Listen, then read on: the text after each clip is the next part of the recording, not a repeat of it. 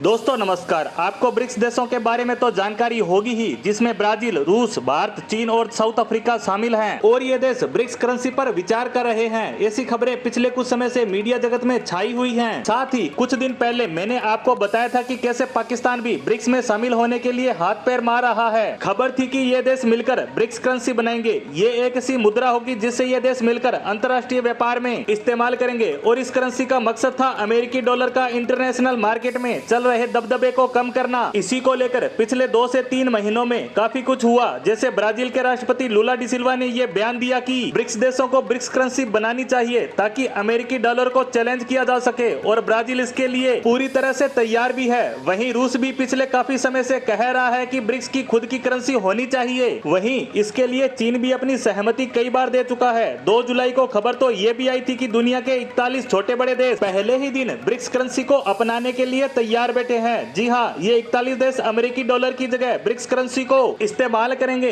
यानी अगर यह आज ही आ जाती है तो यह यूरो डॉलर जैसी करेंसी को जबरदस्त टक्कर दे सकती है। लेकिन क्या यह सब करना इतना आसान है? तो मैं आपको बता दूं कि यह इतना आसान होता तो रूस, चीन और ब्राजील कब के ब्रिक्स करेंसी में व्यापार शुरू कर चुके होते। लेकिन यह कहना जितना आसान है, करना उतना ही मुश्किल। अब तक इसके न बनने का कारण है भारत। इन सभी देशों को पता है कि जब तक भारत इस करेंसी को नहीं अपनाता, इसे बनाने से कोई फायदा नहीं और अभी तक इसे लेकर भारत की तरफ से किसी तरह का कोई आधिकारिक बयान भी नहीं आया था। लेकिन अब भारत सरकार ने इस पर अपना रुख साफ कर दिया है। भारत के विदेश मंत्री एस जयशंकर से एक प्रोग्राम में इसे लेकर सवाल किया गया, जिसका जवाब देते हुए उन्होंने कहा कि ब्रिक्स करेंसी जैसा कोई आइडिया नहीं है और ना ही भविष्य में होने वाला है। साथ ही विदेश मंत्री एस जयशंकर ने यह भी कहा कि ब्रिक्स देशों में करेंसी का मामला इन देशों का अपना अंदरूनी मामला है और जैसा आज तक चलता आया है वैसा ही चलता रहेगा। यानी ब्रिक्स करेंसी जैसी कोई चीज वर्तमान में भारत को स्वीकार नहीं है। भारत का यह बयान पश्चिमी देशों और अमेरिका को बड़ी राहत देने वाला है। वहीं इससे चीन और रूस काफी परेशान होंगे, क्योंकि भारत के बिना इस करेंसी की कल्पना करना बेमानी होगा।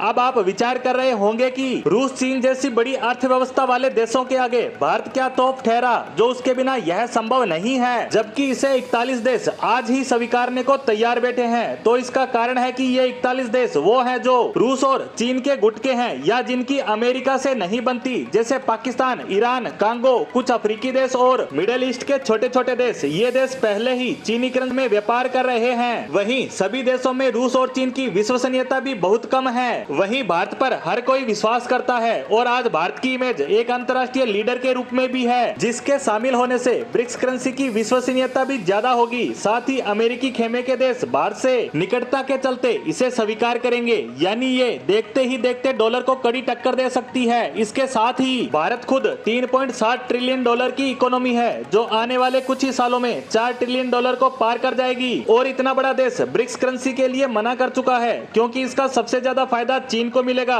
भारत ना चाहकर भी कुछ नहीं कर पाएगा, क्योंकि वह इसका हिस्सा होगा। इसीलिए भारत ने इसे लेकर चल रही सभी अफवाहों को विराम देते हुए वर्तमान के लिए इसे ठंडे बस्ते में डाल दिया है। इसी के साथ ब्रिक्स करेंसी पर हमारी आज की पोस्ट को यहीं विराम देते हैं। धन्यवाद।